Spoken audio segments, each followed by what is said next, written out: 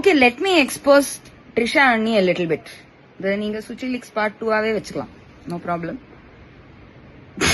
ட்ரிஷா அண்ணி போடாத ஆம்பளையே இல்லப்பா, அவங்க போடாத ஆம்பளையே இல்ல.